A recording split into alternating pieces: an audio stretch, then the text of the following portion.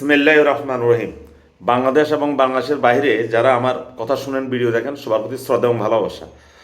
আজকের আলোচনার বিষয়টা সবাই সচিবালয় নিয়ে আলোচনা করতেছে ফেসবুকে এবং ইউটিউবে। তো ভাবলাম আমি যখন নিয়মিত ইউটিউবে ভিডিও আপলোড করি আমিও একটু আলোচনা করি। মূল বিষয়টা যেটা বলি শোনেন, এটা একটা পরিকল্পিত। বাংলাদেশের যে বোকা ছেলে তাকেও যদি আপনার প্রশ্ন করেন যে এখানে আগুনটা এইভাবে লেগেছে কেন, সেই বলতে এটা পরিকল্পিত। একটা ভবনের দুই কোণাতে একসাথে শর্ট সার্কিট হয় না। একটা ভবনের দুই কোণাতে হঠাৎ করে আগুন লাগে না। দুই কোণাতে এগুলো আগুন লাগাতে হয়।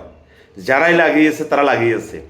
এখন প্রশ্ন হলো, সচিবালয়ের চারপাশে তো সেনাবাহিনীর টহল দল থাকে, যতটুকু জানি সেখানে পুলিশ থাকে।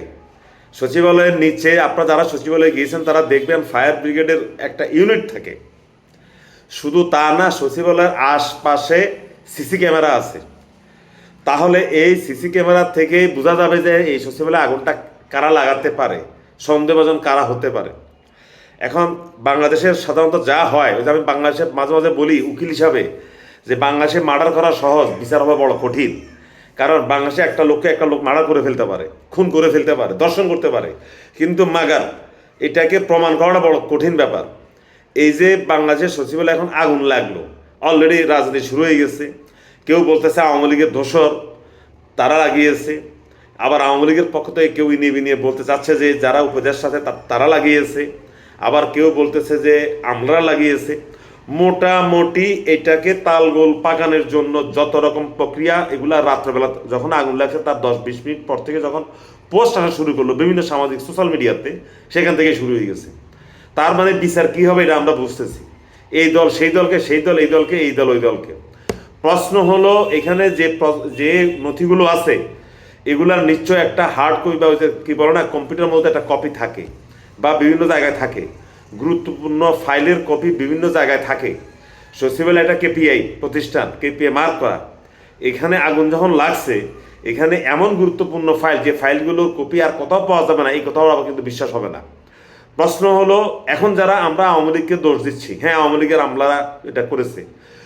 আমি নিজে জানি 14 সাল, 18 সাল এবং 2024 সালের 7 জানুয়ারিতে বাংলাদেশের 64টা জেলার 64 জন ডিসি, টিএনও, পুলিশ সুপার, প্রত্যেকটা উপজেলার ওসি, প্রশাসন, এরা যেই পরিমাণ টাকা লুট করে নিয়েছে প্রার্থীদের কাছ থেকে, আপনারা শুনলে অবাক হবেন। এরা আওয়ামী লীগের নৌকা প্রার্থী যিনি পেয়েছেন তার কাছ থেকে টাকা নিয়েছে। আপনারা খোঁজ নেন, আপনারা এটা সত্যতা পাবেন। আওয়ামী লীগের নৌকা পেয়েছে তাদের কাছ থেকে টাকা নিয়েছে। এই আমলারা এখনো বসা আছে সচিবালয়ে। এখন এই আমলারা যতদিন থাকবে এটার সুষ্ঠু বিচার হবে না। স্বরাষ্ট্র মন্ত্রণালয় থেকে বললো 7 সদস্য একটা কমিটি করা হয়েছে। 7 দিন পরে বলবে এটা আরও 7 দিন বাড়ানো হয়েছে, এরপরে এটা আবার 7 দিন বাড়ানো হয়েছে। এইভাবে কয়েক দফা সময় বাড়ানোর পরে দেখা যাবে যে ইস্যুটা ধামাচাপা পড়ে গেছে, আর একটা ইস্যু সামনে চলে আসছে। এই হলো বাংলাদেশের অবস্থা। পৃথিবীর কোনো দেশের সচিবালয়কে এইভাবে পরিকল্পিতভাবে আগুন লাগে। হোয়াইট হাউসও লাগতে পারে, ক্রেমলিনও লাগতে পারে, ইংল্যান্ডের রানীর বাসভবনও লাগতে পারে। এটা লাগতে পারে, আগুন লাগাটা অস্বাভাবিক নয়। কখনো ফায়ার প্লেস, তারপর ইলেকট্রিক শর্ট সার্কিট এই হতেই পারে।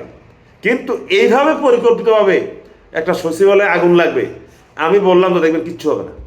এটার কোনো বিচারও হবে না। কারণ দেখা যাবে যে যারা এই আগুনের সাথে জড়িত তারা কেউ না কেউ অমুক আমলার, অমুক উপদেষ্টার, অমুক উকিলের, অমুক ব্যারিস্টারের, অমুক জজ সাহেবের আত্মীয়। ছোট্ট দেশ, অত্যন্ত ছোট্ট একটা দেশ, সবার আত্মীয়। এটা ইন্ডিয়া না যে এর বাড়ি হলো উড়িষ্যাতে, ওর বাড়ি হলো মহারাষ্ট্রে, ওর বাড়ি হলো গুয়াহাটিতে, যে মানে আত্মীয়তাটা সম্ভাবনা কম। এটা ছোট্ট দেশ, পাখির ডিমের মতো বাংলাদেশ। এখানে আমরা সবাই আত্মীয়। দেখবেন এটার কোনো বিচারই হবে না। যারা রাঘব বোয়াল, বরং তাদেরকে বাঁচানোর জন্য বাংলাদেশের বিভিন্ন মহল থেকে তখন তদবির করা হবে। এই অপরাধী না, এর নামে খামাগা বলছে, ও অপরাধী, ওকে কেন ধরা হচ্ছে না, এই করতে করতে এটার বিচার হবে না। এটাই হলো বাংলাদেশ, এটাই বাস্তবতা। ধন্যবাদ সবাইকে।